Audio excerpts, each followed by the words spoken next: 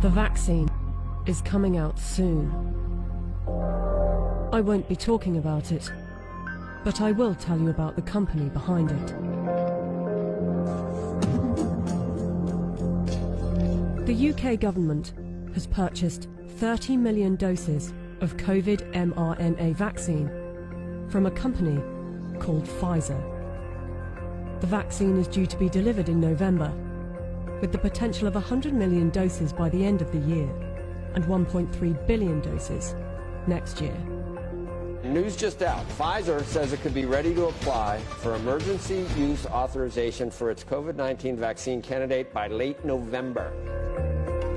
It won't be mandatory at the beginning, but judging from the large orders, a gradual plan will be implemented to persuade and incentivize people to take the vaccine and put restrictions on people that don't, along with shaming campaigns.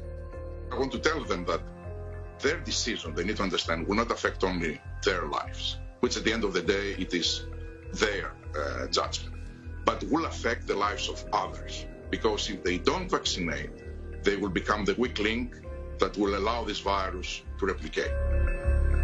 Some will say that this is conspiracy theory, so let's just stick to the facts.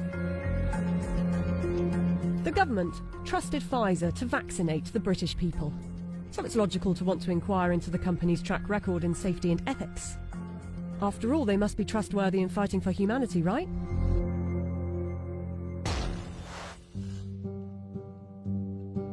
Pfizer made itself one of the largest pharmaceutical companies in the world by purchasing its competitors and through aggressive marketing tactics. What I'm about to tell you is only 20% of their rap sheet, otherwise this video would be hours long, but you can go to our website where you can see the full list. Pfizer received the biggest criminal fine in US history as part of a $2.3 billion settlement with federal prosecutors for mispromoting medicines and for paying kickbacks to compliant doctors. Pfizer pleaded guilty to misbranding the painkiller Bextra by promoting the drug for uses that were not approved by medical regulators. In the 90s, they were involved in defective heart valves that led to the deaths of more than 100 people. The company had deliberately misled regulators about the hazards. The company agreed to pay $10.75 million to settle Justice Department charges. Pfizer also had a class action suit with a $60 million settlement over Resolin, diabetes medication that resulted in patients dying from acute liver failure, said to be caused by the drug.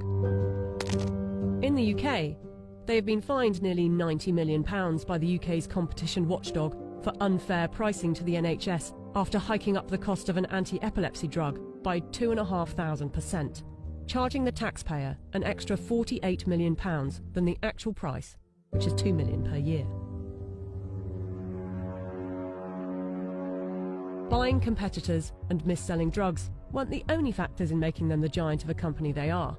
Their special relations with doctors and medical professionals has also helped.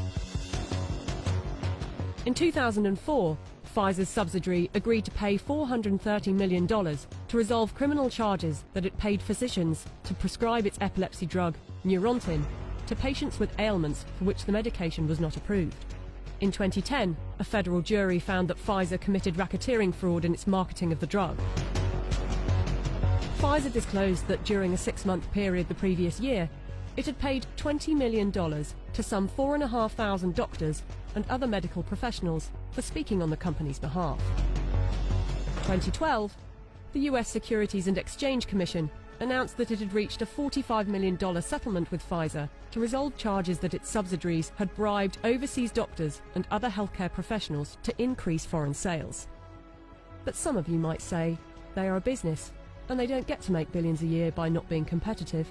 They're still trying to help humanity. Pfizer was sued in a US federal court by Nigerian families who accused the company of testing a dangerous new antibiotic called Trovan on children without parents' consent and using their children as human guinea pigs. A panel of medical experts concluded that Pfizer had violated international law, and the company agreed to pay $75 million to settle the lawsuits in Nigerian courts. The US case was settled for an undisclosed amount. Amid widespread criticism of high pricing for poor countries, and in particular AIDS medications, Pfizer offered to donate a 2-year supply of its drug, Diflucan, worth $50 million to the South African government. Yet in 2003, Pfizer backed away from the company's plan to license its AIDS drug for low-cost distribution in poor countries. The list goes on. I don't want to bore you with it. But ask yourself, if it was a car manufacturer, would you buy a car from them? We plan to honor our history, and we will only bring to the world a vaccine that has been proven safe and efficacious. If Pfizer is trustworthy enough to be given one of the keys to vaccinate the population with something that was knocked up in a few months, and with such a track record for safety and ethics, I know what I think. Do you?